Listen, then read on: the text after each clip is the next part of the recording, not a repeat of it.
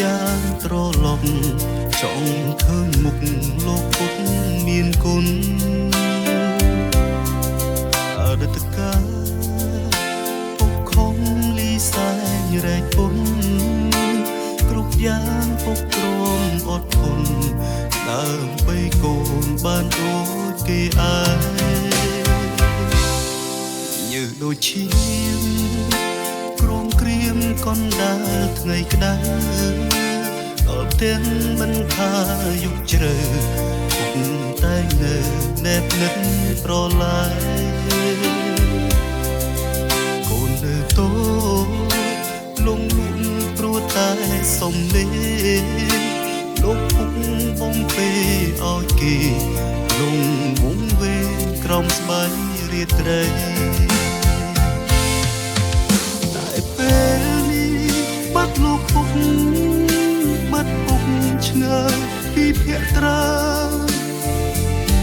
បាត់ពុកទៅណាមិនស្ដី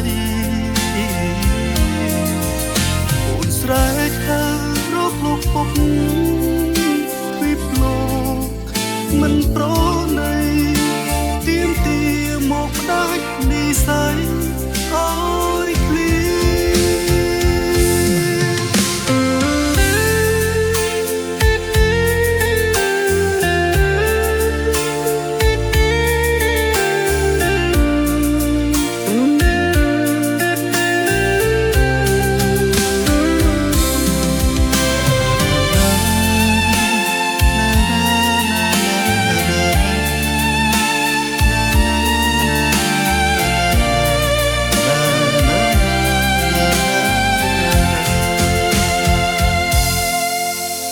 ជួបមុខ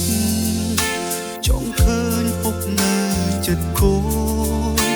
ពាក្យពេចន៍បំពេលួងលោមធ្វើឲ្យកូនរត់នៅស្រណោមពីថ្ងៃនេះដោយសារគុណពុកសន្តោទូលមានអប់រំកូនប្រុសមិនឲ្យខំលួចធំដឹងក្តីតែពេលនេះឃ្លាតលោកពុកឃ្លាតពុកឆ្ងាយពីភក្ត្រាបាត់ពុកទៅណាមិនស្ដីកូនស្រែកហៅរកលោកពុកពីលោកមិនប្រណីទៀមទាមកដាច់និស័យ